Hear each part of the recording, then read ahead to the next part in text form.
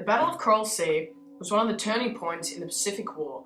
It was fought in the waters southwest of the Solomon Islands and eastward from New Guinea, and was the first battle of the Pacific War's 6 fights between opposing aircraft carriers. It was also the first naval battle that involved both naval and aircraft components. The Japanese suffered an operational and strategic defeat, even though they could have easily claimed the victory. The battle was strictly a naval engagement and was a result of Allied forces attempting to stop Japanese expansion into New Guinea. Many consider this battle to be the battle that saved Australia.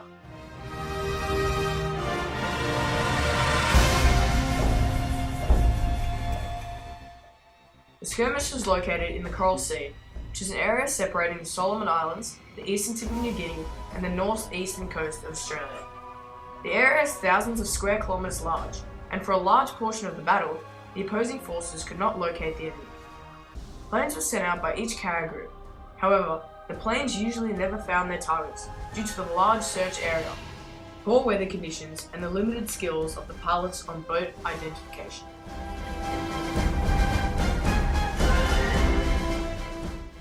The battle resulted from a Japanese amphibious operation that was intended to capture Port Moresby, which was located on New Guinea's southeastern coast. The Japanese air base there would threaten northeastern Australia and also support plans for further expansion into the South Pacific, possibly helping to drive Australia out of the war. The Japanese operation included 2 seaborne invasion forces, a minor one targeting Dilagi in the Southern Solomons and a main one aimed at Port Moresby. Both forces will be supported by land-based air power from bases north and by 2 naval forces containing a small aircraft carrier, several cruisers, seaplane tenders, and gunboats. More distant cover would be provided by the larger aircraft carriers and with their escorting cruisers and destroyers. Due to the Japanese strategic failures, it led them to not only lose their first battle, but their hold on the Asia Pacific.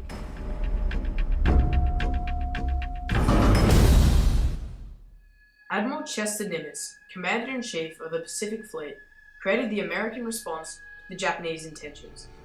He sent 2 carrier fleets, which included Australian forces, to intercept the Japanese force.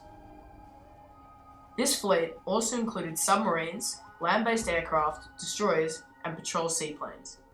Rear Admiral Aubrey Fitch, commander of TF-11, was to command the USS Lexington, and was ordered to sail and join Rear Admiral Frank Jack Fletcher's TF-17, which was centered on the USS Yorktown in the Coral Sea.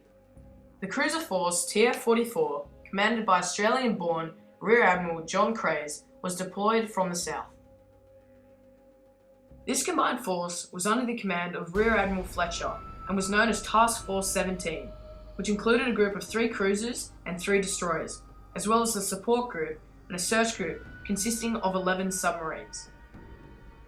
The deployment and operation of the American naval forces into the Coral Sea was complicated because of the fact that the Coral Sea laid in the newly created Southwest Pacific area, under the control of General Douglas MacArthur. The submarines were to patrol the coastal waters of New Guinea, the Louisiades, and the Bismarck Sea. However, the submarines did not cross the ceasefire line and did not patrol the Japanese approaches to the Solomons.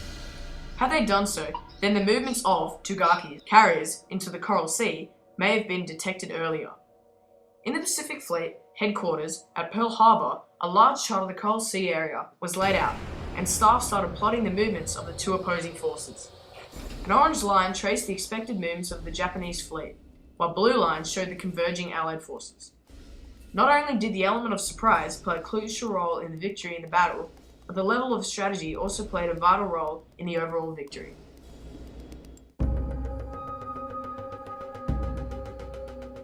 Even with the victory, the US suffered greater losses. There was 1 carrier destroyed, 1 damaged, 1 oiler destroyed, and 1 destroyer sunk, 66 aircraft lost, and 543 men killed or wounded. The Japanese also had severe losses: 1 small carrier destroyed, 1 severely damaged, 1 destroyer and 3 small naval ships sunk, 77 carrier aircraft lost, and 1,074 men killed or wounded. The main reason for the Japanese loss at the Battle of Coral Sea was due to their complacency and failure of naval intelligence. They underestimated the size and strength of the US naval forces available, believing they only possessed one carrier instead of two. This meant that they did not provide a large enough invading force to counter the strength of the US naval fleet. The Japanese also made some crucial tactical mistakes. By wasting valuable time attacking an unimportant target, the US tanker, it meant that their other forces were unsupported in the main battle. The Americans also had some luck, as the two Japanese carriers were 12 kilometers apart and one was covered in smoke, allowing the US pilots to concentrate on one carrier while free from the protective guns found on the other carrier. The US also destroyed the Shikaku carrier, which meant that its planes had to land on the Zukaku. However, due to the ship being unable to support the number of planes trying to land, they lost 45 out of 75 available aircraft as they had to clear the deck of the plane by pushing them overboard. This was to save the incoming pilots coming to land.